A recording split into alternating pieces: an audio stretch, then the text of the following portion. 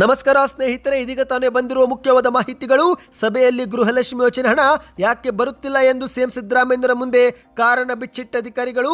ಇದೇ ಮಧ್ಯೆ ಭಾರತ ಹಿಂದೂ ರಾಷ್ಟ್ರ ಆಗೋದಿಲ್ಲ ಎಂದು ಮಾಧ್ಯಮಗಳ ಮುಂದೆ ಪ್ರತಿಕ್ರಿಯೆ ಕೊಟ್ಟಿದ್ದಾರೆ. ದೆಹಲಿಯಲ್ಲಿ ಬಾಂಬ್ ಸ್ಫೋಟ ಬಗ್ಗೆ ಮಾಧ್ಯಮಗಳ ಮುಂದೆ ಸಿದ್ದರಾಮಯ್ಯರ ಪ್ರತಿಕ್ರಿಯೆ. ವಿಡಿಯೋನ ಪೂರ್ತಿಯಾಗಿ ನೋಡಿ. ಬೆಳೆ ಕಳೆದುಕೊಂಡ ರೈತರಿಗೂ ಕೂಡ ಗುಡ್ ನ್ಯೂಸ್ ಕೊಟ್ಟ ಸಿದ್ದರಾಮಯ್ಯರು.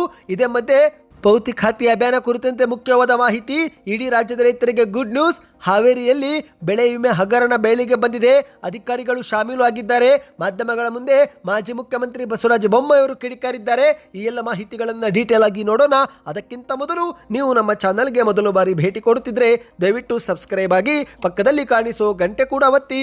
ಇದರಿಂದ ರಾಜ್ಯದ ಮುಖ್ಯವಾದ ಮಾಹಿತಿಗಳು ನಿಮಗೆ ಸಿಗುತ್ತವೆ. ವಿಡಿಯೋಗೆ ಲೈಕ್ ಮಾಡಿ ಮತ್ತು ವಿಡಿಯೋ ಕೊನೆವರೆಗೂ ಪೂರ್ತಿಯಾಗಿ ನೋಡಿ. ಬನ್ನಿ ಸ್ನೇಹಿತರೆ, ಎಲ್ಲ ಮಾಹಿತಿಗಳನ್ನು ಡೀಟೇಲ್ ಆಗಿ ನೋಡೋಣ. ನೀವು ಕೂಡ ಗೃಹಲಕ್ಷ್ಮಿ ಯೋಜನೆ ಫಲಾನುಭವಿಗಳಾಗಿದ್ದರೆ ಕಮೆಂಟ್ನಲ್ಲಿ ಗೃಹಲಕ್ಷ್ಮಿ ಎಂದು ಕಮೆಂಟ್ ಮಾಡಿ. ಹೌದು, ಗೃಹಲಕ್ಷ್ಮಿ ಯೋಜನೆನ ಇದುವರೆಗೆ ಜಮೆ ಆಗಿಲ್ಲ ಎನ್ನುವ ಮಹಿಳೆಯರಿಗೆ ರಾಜ್ಯ ಸರ್ಕಾರದಿಂದ ಒಂದು ಮಹತ್ವದ ಮಾಹಿತಿ ಬಂದಿದೆ. ಹೌದು, ಗೃಹಲಕ್ಷ್ಮಿ ಯೋಜನೆ ಮೂಲಕ ಪ್ರತಿ ತಿಂಗಳು 2,000 ರೂಪಾಯಿ ಸರ್ಕಾರ ಜಮೆ ಮಾಡುತ್ತಿದ್ದು, ಇದುವರೆಗೆ ಸರ್ಕಾರ ಮಹಿಳೆಯರ ಬ್ಯಾಂಕ್ ಖಾತೆಗೆ 24ನೇ ಕಂತಿನವರೆಗೆ ಹಣ ಜಮೆ ಮಾಡಿದೆ. ಆದರೆ ಸಾಕಷ್ಟು ಮಹಿಳೆಯರಿಗೆ ಇದುವರೆಗೆ ಬಾಕಿ ಕಂತು ಜಮವಾಗಿಲ್ಲ.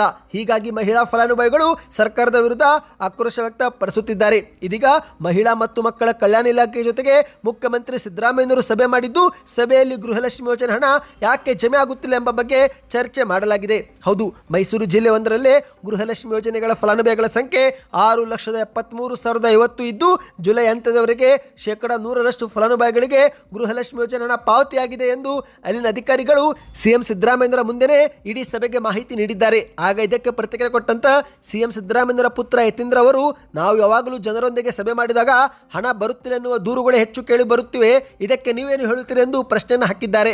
ಇದಕ್ಕೆ ಮತ್ತೆ ಉತ್ತರ ಕೊಟ್ಟಂತ ಅಧಿಕಾರಿಗಳು, ಸದ್ಯ ಖಚಿತಗೊಂಡಿರುವ ಫಲಾನುಭವಿಗಳಲ್ಲಿ ಅಷ್ಟು ಮಂದಿಗೆ ನಾವು ಹಣ ಪಾವತಿ ಮಾಡಿದ್ದೇವೆ. ಕೆಲವರು ಅರ್ಹರಾಗಿದ್ದು ಅವರ ದಾಖಲಾತಿಗಳು ಸರಿ ಇಲ್ಲ, ಹಾಗಾಗಿ ಅವರಿಗೆ ಹಣ ಜಮೆ ಆಗುತ್ತಿಲ್ಲ ಎಂದು ಅಧಿಕಾರಿಗಳು ಸಭೆಗೆ ಮಾಹಿತಿ ಕೊಟ್ಟಿದ್ದಾರೆ. ಅಂದರೆ ಸ್ನೇಹಿತರೆ, ನಿಮ್ಮ ಒಂದು ಆಧಾರ್ ಕಾರ್ಡ್ನಲ್ಲಿರುವ ಹೆಸರು ವ್ಯತ್ಯಾಸ, ಬ್ಯಾಂಕ್ ಖಾತೆಯಲ್ಲಿರುವ ಹೆಸರು ವ್ಯತ್ಯಾಸ, ಈ ರೀತಿಯಾದ ದಾಖಲಾತಿಗಳ ಸಮಸ್ಯೆಯಿಂದಲೇ ಸಾಕಷ್ಟು ಫಲಾನುಭವಿಗಳಿಗೆ ಹಣ ಸಂದೇಹವಾಗುತ್ತಿಲ್ಲ ಎಂದು ಸಭೆಯಲ್ಲಿ ಮಾಹಿತಿಯನ್ನು ನೀಡಿದ್ದಾರೆ. ಅಂದಹಾಗೆ ಸರ್ಕಾರ ಈಗಾಗಲೇ 24ನೇ ಕಂತಿನವರೆಗೆ ಹಣವನ್ನು ಜಮೆ ಮಾಡಿದೆ ಸ್ನೇಹಿತರೆ. ಅಂದರೆ ಸೆಪ್ಟೆಂಬರ್ ತಿಂಗಳವರೆಗಿನ ಕಂತನ್ನ ಕ್ಲಿಯರ್ ಮಾಡಲಾಗಿದೆ. ಆದರೆ ಫಲಾನುಭವಿಗಳಿಗೆ 22ನೇ ಕಂತಿನ ನಂತರ ಹಣ ಜಮವಾಗಿಲ್ಲ. ಹಾಗಾಗಿ ನೀವು ಕೂಡ ಅವರಲ್ಲಿ ಒಬ್ಬರಾಗಿದ್ದರೆ ಕಮೆಂಟ್ ಮಾಡಿ ಸ್ನೇಹಿತರೆ. ಗೃಹಲಕ್ಷ್ಮಿ ಯೋಜನೆ ಹಣ ಜಮಾ ಆಗುತ್ತಿಲ್ಲ ಎಂದು ಕಮೆಂಟ್ ಮಾಡಿದರೆ ಮತ್ತು ನಿಮ್ಮ ಊರಿನ ಹೆಸರನ್ನು ತಿಳಿಸಿದರೆ ಯಾವ ಊರಿಗೆ ಎಷ್ಟು ಮಂದಿಗೆ ಹಣ ಜಮೆ ಆಗುತ್ತಿಲ್ಲ ಎಂಬ ಒಂದು ಮಾಹಿತಿ ಲಭ್ಯವಾಗುತ್ತೆ. ಅಂದಹಾಗೆ ಶೀಘ್ರವೇ ನವೆಂಬರ್ 19ರಂದು ಬೆಂಗಳೂರಿನ ಕಂಠೀರವ ಕ್ರೀಡಾಂಗಣದಲ್ಲಿ ಅಂಗನವಾಡಿ ಸುವರ್ಣ ಮಹೋತ್ಸವ ಕಾರ್ಯಕ್ರಮವೂ ಕೂಡ ಆಯೋಜನೆ ಮಾಡಲಾಗಿದ್ದು, ಬಹುಶಃ ಅಕ್ಟೋಬರ್ ತಿಂಗಳ ಕಂತು ಕೂಡ ಆ ಒಂದು ಸಮಯದಲ್ಲಿ ಜಮೆ ಆಗುವ ಸಾಧ್ಯತೆ ಇದೆ. ಹೌದು, ಒಟ್ಟು 3 ಕಾರ್ಯಕ್ರಮಗಳಿಗೆ ಸರ್ಕಾರ ಚಾಲನೆ ಕೊಡಲಿದೆ. ನವೆಂಬರ್ 19ರಂದು ಮೊದಲಿಗೆ ಅಕ್ಕಪಡೆ, ಎರಡನೇದಾಗಿ ಗೃಹಲಕ್ಷ್ಮಿ ಬ್ಯಾಂಕು ಮತ್ತು ಮೂರನೇದಾಗಿ ಈ ಒಂದು ಸೈಬರ್ ಅಪರಾಧಗಳ ಜಾಗೃತಿ ಕಾರ್ಯಕ್ರಮವನ್ನು ಕೂಡ ಅದೇ ದಿನದಂದು ಚಾಲನೆ ಕೊಡಲು ಸರ್ಕಾರ ನಿರ್ಧಾರ ಮಾಡಿದೆ. ಬನ್ನಿದೀಗ ಮತ್ತೊಂದು ಮುಖ್ಯವಾದ ಮಾಹಿತಿಗೆ ಹೋಗೋಣ.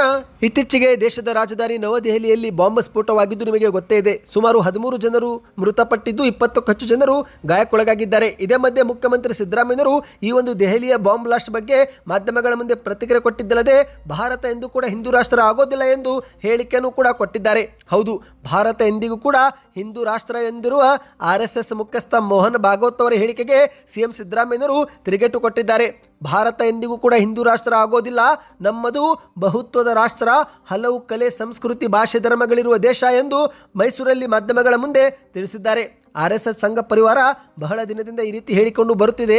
ಆದರೆ ಇದೆಂದಿಗೂ ಕೂಡ ಆಗೋದಿಲ್ಲ, ನಮ್ಮದು ಬಹುತ್ವದ ರಾಷ್ಟ್ರ, ಹಲವು ಕಲೆ, ಸಂಸ್ಕೃತಿ, ಭಾಷೆ, ಧರ್ಮಗಳಿರುವ ದೇಶವಾಗಿದೆ ಎಂದು ಮುಖ್ಯಮಂತ್ರಿಯವರು ತಿಳಿಸಿದ್ದಾರೆ. ಇನ್ನು ಇದೇ ನಡುವೆ ಇತ್ತೀಚೆಗೆ ನಡೆದಂಥ ದೆಹಲಿಯ ಬಾಂಬ್ ಸ್ಫೋಟ ಬಗ್ಗೆ ಪ್ರತಿಕ್ರಿಯೆ ಕೊಟ್ಟಂತ ಸಿದ್ದರಾಮಯ್ಯರು, ದೆಹಲಿಯ ಬಾಂಬ್ ಸ್ಫೋಟ ಪ್ರಕರಣ ಬಿಹಾರದ ವಿಧಾನಸಭಾ ಚುನಾವಣೆ ಮೇಲೆ ಪರಿಣಾಮ ಬೀರುವ ಸಾಧ್ಯತೆ ಇದೆ. ಅದು ಕೂಡ ಬಿಜೆಪಿ ವಿರುದ್ಧವಾಗಿಯೇ ಪರಿಣಾಮ ಬೀರಲಿದೆ. ಸದ್ಯದ ಬಾಂಬ್ ಸ್ಫೋಟದಲ್ಲಿ ಸತ್ತವರಿಗೆ ನನ್ನ ಸಂತಾಪವಿದೆ. ಭದ್ರತಾ ವೈಫಲ್ಯ ಬಗ್ಗೆ ಈಗಲೇ ನಾನು ಏನು ಹೇಳೋಕೆ ಹೋಗೋದಿಲ್ಲ ಎಂದು ಸಿಎಂ ಅವರು ಪ್ರತಿಕ್ರಿಯೆಯನ್ನು ಕೊಟ್ಟಿದ್ದಾರೆ. ಇದೇ ನಡುವೆ ಪ್ರಗತಿ ಪರಿಶೀಲನಾ ಸಭೆಯೂ ಕೂಡ ನಡೆಸಿದ್ದು, ಮಾಧ್ಯಮಗಳ ಮುಂದೆ ಸಿಎಂ ಅವರು ಮಾತನಾಡಿದ್ದು, ಇಂದು ಜನರು ರಾತ್ರಿ ಹಗಲು ನನಗಾಗಿ ಕಾಯುತ್ತಿದ್ದಾರೆ. ಕಂದಾಯ ಇಲಾಖೆ ಸಂಬಂಧ ಪರಿಹಾರಕ್ಕೆ ನನ್ನ ಬಳಿ ಬರುತ್ತಿದ್ದಾರೆ. ನಾನು ಮೈಸೂರು ಜಿಲ್ಲಾಡಳಿತಕ್ಕೆ ಈಗಾಗಲೇ ಸ್ಪಷ್ಟವಾಗಿ ಹೇಳಿದ್ದೇನೆ, ಜನರ ಸಮಸ್ಯೆಯನ್ನ ಅಲ್ಲೇ ಶೀಘ್ರವಾಗಿ ಬಗೆಹರಿಸಿ ಎಂದು ಕೂಡ ಹೇಳಿದ್ದೇನೆ. ಅನಗತ್ಯವಾಗಿ ಜನರು ಸರ್ಕಾರಿ ಕಚೇರಿಗೆ ಅಲೆಸುವುದು ಅಪರಾಧ. ಅಧಿಕಾರಿಗಳು ಸಮಸ್ಯೆ ಬಗೆಹರಿಸಿದರೆ ಜನ ನನ್ನ ಬಳಿ ಬರುವುದು ಕಡಿಮೆ ಆಗುತ್ತೆ ಎಂದು ಸಿಎಂ ಅವರು ಹೇಳಿಕೆಯನ್ನು ಕೊಟ್ಟಿದ್ದಾರೆ. ಇನ್ನು ಇದರ ನಡುವೆ ದೆಹಲಿಯ ಬಾಂಬ್ ಸ್ಫೋಟ ಬಗ್ಗೆ ಮತ್ತೆ ಮಾತನಾಡಿದಂಥ ಸಿದ್ದರಾಮಯ್ಯನವರು ಚುನಾವಣೆ ವೇಳೆನೇ ಬಾಂಬ್ ಸ್ಫೋಟ ಬಗ್ಗೆ ಕೇಂದ್ರ ಸರ್ಕಾರವೇ ಹೇಳಬೇಕು, ಕೇಂದ್ರವೇ ಈಗ ತನಿಖೆ ನಡೆಸಿ ಇದಕ್ಕೆ ಉತ್ತರ ಕೊಡಬೇಕು. ದೆಹಲಿಯ ಬಾಂಬ್ ಸ್ಫೋಟ ಇವತ್ತಿನ ಬಿಹಾರ ಚುನಾವಣೆ ಮೇಲೆ ಪ್ರಭಾವ ಬೀರಬಹುದು, ಆದರೆ ಇದು ಬಿಜೆಪಿಯವರ ಮೇಲೇನೆ ಪ್ರಭಾವ ಬೀರುತ್ತೆ. ಬಾಂಬ್ ಬ್ಲಾಸ್ಟ್ ಅಂತಹ ಘಟನೆಗಳು ರಾಜ್ಯದಲ್ಲಿ ದೇಶದಲ್ಲಿ ಆಗಬಾರದು, ಅಮಾಯಕರ ಜೀವ ಹಾನಿ ನನಗೆ ಬೇಸರದ ಸಂಗತಿಯಾಗಿದೆ ಎಂದು ಸಿದ್ದರಾಮಯ್ಯನವರು ಪ್ರತಿಕ್ರಿಯೆಯನ್ನು ಕೊಟ್ಟಿದ್ದಾರೆ. ಬನ್ನಿ ಇದೀಗ ಮತ್ತೊಂದು ಮುಖ್ಯವಾದ ಮಾಹಿತಿಗೆ ಹೋಗೋಣ. ಬೆಳೆ ಕಳೆದುಕೊಂಡ ರೈತರಿಗೆ ಮುಖ್ಯಮಂತ್ರಿಯವರು ಗುಡ್ ನ್ಯೂಸ್ ಕೊಟ್ಟಿದ್ದಾರೆ. ಹೌದು ಗೆಳೆಯರೆ, ಮೈಸೂರಿನ ಸಭೆಯಲ್ಲಿ ಬೆಳೆ ಹಾನಿಗೊಳಗೊಂಡ ರೈತರಿಗೂ ಕೂಡ ಮುಖ್ಯಮಂತ್ರಿಯವರು ಗುಡ್ ನ್ಯೂಸ್ ಕೊಟ್ಟಿದ್ದಾರೆ. ನೀವು ಕೂಡ ರೈತರಾಗಿದ್ದು ನಿಮ್ಮ ಬೆಳೆ ಹಾನಿಯಾಗಿದ್ರೆ ಕಮೆಂಟ್ನಲ್ಲಿ ಯಾವ ಬೆಳೆ ಹಾನಿಯಾಗಿದೆ ಕಮೆಂಟ್ ಮಾಡಿ. ಹೌದು, ಈ ಬಾರಿ ಅಂದುಕೊಂಡಂತೆ ಮಳೆ ಆಗಲಿಲ್ಲ, ಬೆಳೆ ಕೈಕೊಟ್ಟಿದೆ. ವ್ಯವಸಾಯಕ್ಕೆ ಹಾಕಿದ ಹಣವು ಕೂಡ ಈ ಬಾರಿಯ ಬೆಳೆಯಲ್ಲಿ ಬರುವುದು ಅನುಮಾನವಿದ್ದು, ಹಾಗಾಗಿ ರೈತರ ಕಷ್ಟ ಅರಿತ ಸಿದ್ದರಾಮಯ್ಯನವರು ಇದೀಗ ಸಿಹಿ ಸುದ್ದಿ ಕೊಟ್ಟಿದ್ದಾರೆ. ಜಂಟಿ ಸಮೀಕ್ಷೆ ಬಳಿಕ ಅತಿವೃಷ್ಟಿಯಿಂದ ಬೆಳೆ ಕಳೆದುಕೊಂಡ ಬೆಳೆ ಹಾನಿಗೊಳಗಾದ ರೈತರ ಬ್ಯಾಂಕ್ ಖಾತೆಗಳಿಗೆ ಹಣ ವರ್ಗಾವಣೆ ಮಾಡಲು ನಾವು ನಿರ್ಧರಿಸಿದ್ದೇವೆ ಎಂದು ಮೈಸೂರಲ್ಲಿ ಸಿದ್ದರಾಮಯ್ಯನವರು ಮಾಹಿತಿಯನ್ನು ಕೊಟ್ಟಿದ್ದಾರೆ.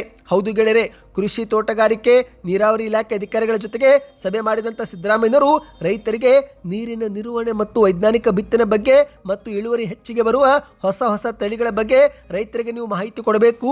ಜಂಟಿ ಸಭೆಗಳನ್ನು ರೈತರೊಂದಿಗೆ ನಡೆಸುತ್ತಿರಬೇಕು.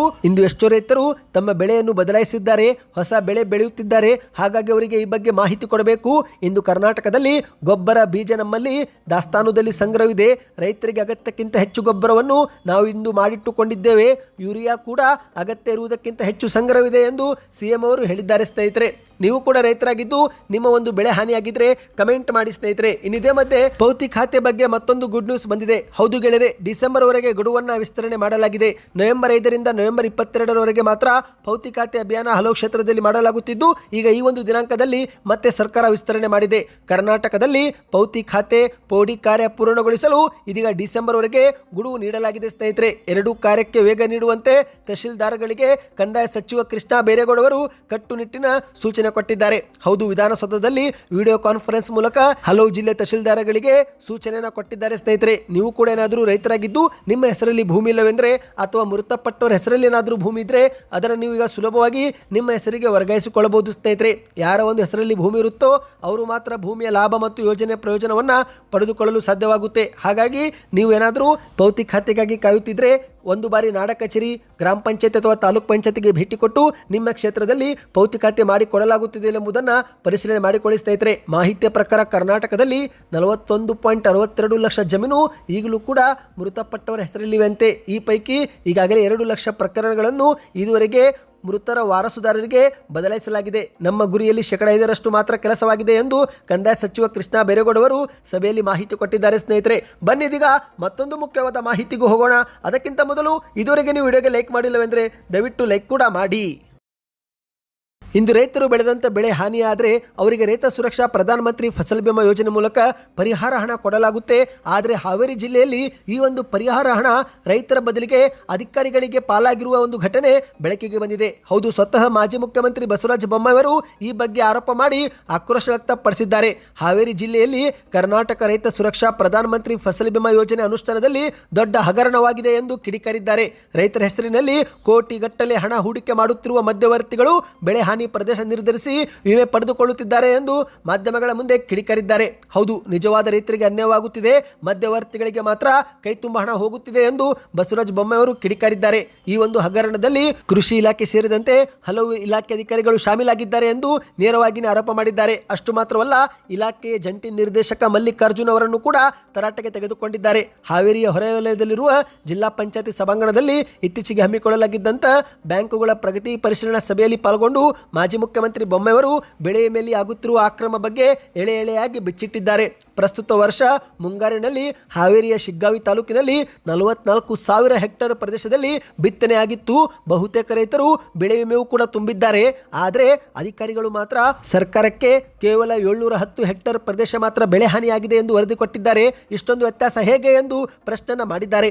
ಹೌದು ಸ್ನೇಹಿತರೆ, 44,000 ಹೆಕ್ಟೇರ್ ಪ್ರದೇಶದಲ್ಲಿ ಬಿತ್ತನೆ ಆದರೆ ಇತ್ತ ಅಧಿಕಾರಿಗಳು ಕೇವಲ 710 ಹೆಕ್ಟೇರ್ ಪ್ರದೇಶ ಮಾತ್ರ ಬೆಳೆ ಹಾನಿಯಾಗಿದೆ ಎಂದು ವರದಿ ಕೊಟ್ಟಿದ್ದಾರೆ. ಹಾಗಾಗಿ ಬೊಮ್ಮಾಯಿ ಅವರು ಇಷ್ಟೊಂದು ವ್ಯತ್ಯಾಸ ಹೇಗೆ ಎಂದು ಪ್ರಶ್ನೆಯನ್ನ ಮಾಡಿದ್ದಾರೆ. ಹಾವೇರಿಯಲ್ಲಿ ವಿಪರೀತ ಮಳೆಯಿಂದ ಬೆಳೆಗಳು ನೆಲಕ್ಕಚ್ಚಿ ರೈತರು ಕಂಗಾಲಾಗಿದ್ದಾರೆ. ಆದರೆ ಕೃಷಿ ಅಧಿಕಾರಿಗಳು ಮತ್ತು ಇತರೆ ಇಲಾಖಾ ಅಧಿಕಾರಿಗಳು ಜಂಟಿ ಸಮೀಕ್ಷಾ ತಂಡ ಮಾತ್ರ ಕೇವಲ 710 ಹೆಕ್ಟೇರ್ ಹಾನಿ ಎಂದು ವರದಿ ಮಾಡಿದೆ. ಇದು ಯಾವ ಸಮೀಕ್ಷೆ ಎಂದು ಅಧಿಕಾರಿಗಳಿಗೆ ಬಿಸಿ ಮುಟ್ಟಿಸಿದ್ದಾರೆ. ಈ ಒಂದು ಹಿಂದೆ ಬೆಳೆ ವಿಮೆ ಪಡೆಯುವುದರಲ್ಲಿ ಹಾವೇರಿ ಜಿಲ್ಲೆ ಮುಂದಿತ್ತು. ಆದರೆ ಇಂದು ರೈತರು ವಿಮೆ ಕಟ್ಟುವುದಕ್ಕೆ ಹಿಂದೇಟು ಹಾಕುತ್ತಿದ್ದಾರೆ. ಮಧ್ಯವರ್ತಿ ಹಾವಳಿಯೂ ಕೂಡ ಇಲ್ಲಿ ಶುರುವಾಗಿದೆ ಎಂದು ಕಿಡಿಕಾರಿದ್ದಾರೆ. ಮಾಹಿತಿಗಳು ಇಷ್ಟವಾಗಿದ್ದರೆ ವಿಡಿಯೋಗೆ ಲೈಕ್ ಮಾಡ್ತಾ ಚಾನಲ್ಗೆ ಸಬ್ಸ್ಕ್ರೈಬ್ ಮಾಡಿ.